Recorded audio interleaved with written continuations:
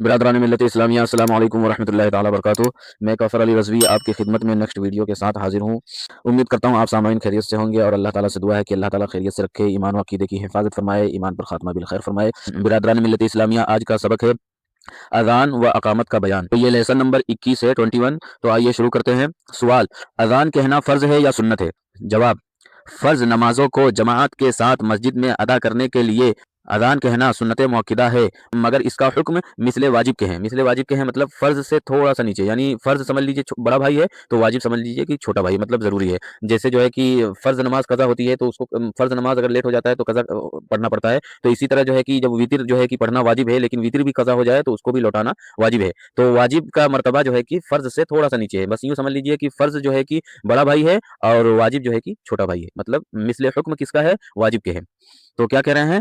اذان کہنا فرض ہے یا سنت؟ فرض نمازوں کو جماعت کے ساتھ مسجد میں ادا کرنے کے لیے اذان کہنا سنت موقدہ ہے، مگر اس کا حکم مثل واجب کے ہیں، یعنی اگر اذان نہ کہی گئی تو وہاں کے سب لوگ گنہگار ہوں گے۔ ریفرنس: فتاوی قاضی خاں، در مختار، رد المحتار۔ سوال: اذان کس وقت کہنا چاہیے؟ جواب: جب اذان کا وقت ہو جائے تو اذان کہنی چاہیے، وقت سے پہلے جائز نہیں۔ اگر وقت سے پہلے کہی گئی تو وقت ہونے پر لوٹائی جائے۔ اگر وقت سے پہلے اذان کہہ دیے تو پھر جب وقت ہو جائے تو پھر سے اس کو لوٹانا پڑے گا، پھر سے اذان کہنا پڑے گا، ٹھیک ہے؟ یعنی جب وقت ہو جائے تبھی اذان کہی جائے گی۔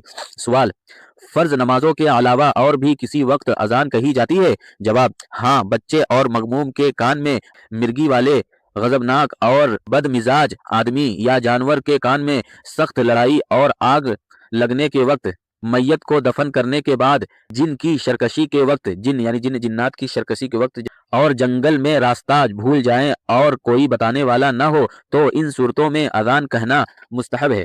ریفرنس: بہار شریعت شامی، جلد اول، صفحہ نمبر 258۔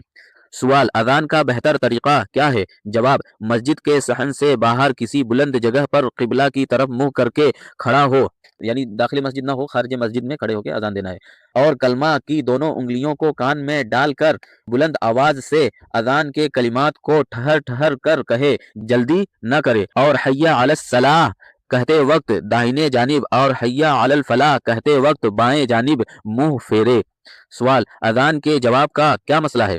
جواب: اذان کے جواب کا مسئلہ یہ ہے کہ اذان کہنے والا جو کلمہ کہے تو سننے والا بھی وہی کلمہ کہے، مگر حی علی الصلاۃ اور حی علی الفلاح کے جواب میں لا حول ولا قوت الا باللہ کہے، اور بہتر یہ ہے کہ دونوں کہے۔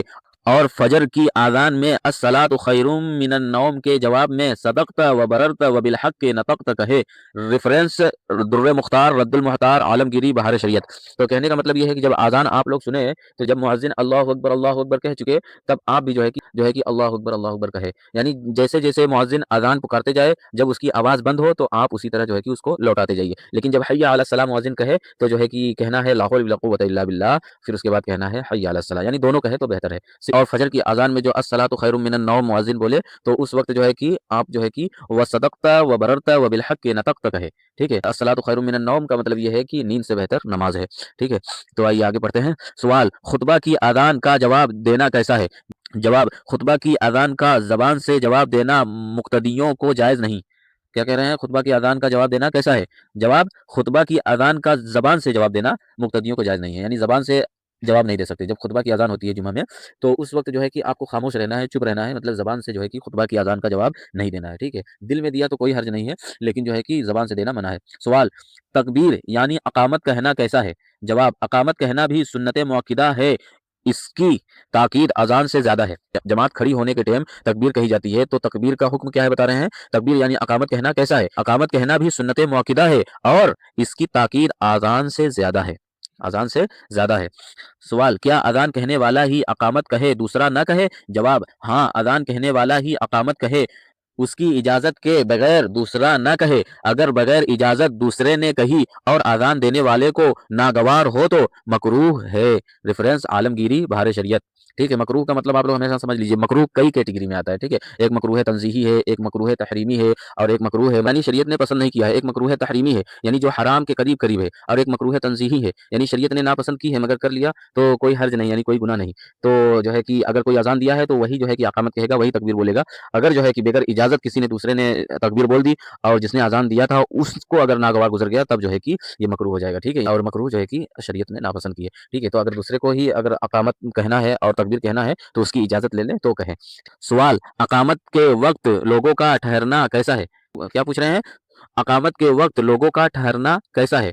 ठहरना यानी खड़े रहना कैसा है? जैसे जब तकबीर होती है ना, तो जो है कि देखे होंगे जो है कि वहाबी देवबंदी वगैरह सब पहले ही खड़े हो जाते हैं। लेकिन अब देखिए जो है कि जवाब दे रहे हैं कि कैसा है? यानी ठहरना चाहिए, यानी तकबीर के वक़्त कब उठना चाहिए? जब मुअज़्ज़िन तकबीर बोलने लगे, अकामत कहने लगे तो कब खड़ा होना चाहिए? क्या पहले ही खड़े हो जाना चाहिए देवबंदी वहाबी की तरह? तो जवाब सुनिए। अकामत के वक़्त लोगों का खड़ा रहना मकरूह व मना है। अकामत के वक़्त लोगों का खड़ा रहना मकरूह व मना है। और आगे फरमा रहे हैं, लिहाज़ा उस वक़्त बैठे रहें, फिर जब तकबीर कहने वाला हय्या अलल फलाह पर पहुँचे तो उठें। समझ गए? जब तकबीर कहने वाला जो है कि हय्या अलल फलाह पर पहुँच जाए, समझ गए? जैसे तकबीर कहने वाला तकबीर कह रहा है, जब तकबीर कहने वाला हय्या अलल फलाह पे पहुँच जाए तब आप लोग खड़े हो जाएँ। ये सुन्नियों का तरीका है, ठीक है? और इसका जो है कि हवाला भी दे रहे हैं, क्या दे रहे हैं? फतावा आलमगीरी, दुर्र मुख्तार, शामी, तहतावी वगैरह। तो काफ़ी सारी किताबों से हवाला मिल रहा है, ठीक है? फतावा आलमगीरी, दुर्र मुख्तार, शामी, तहतावी वगैरह यानी और भी किताबों से जो है कि आप इसका मसला देख सकते हैं। इसको जो है कि और जो है कि गहराई में पढ़ सकते हैं। इसको जो है कि और तफसीर से जान सकते हैं, ठीक है? सवाल, अज़ान व अकामत के दरमियान सलात पढ़ना कैसा है? क्या पूछ रहे हैं? अज़ान व अकामत के दरमियान सलात पढ़ना कैसा है?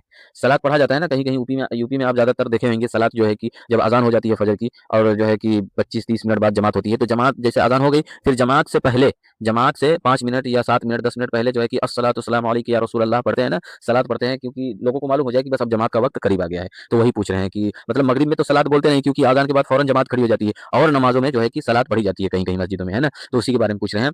अज़ान व अकामत के दरमियान सलात पढ़ना कैसा है? जवाब, सलात पढ़ना यानी अस्सलातु वस्सलामु अलैका या रसूल अल्लाह कहना जायज़ है व मुस्तहज़न है, यानी सवाब का काम है।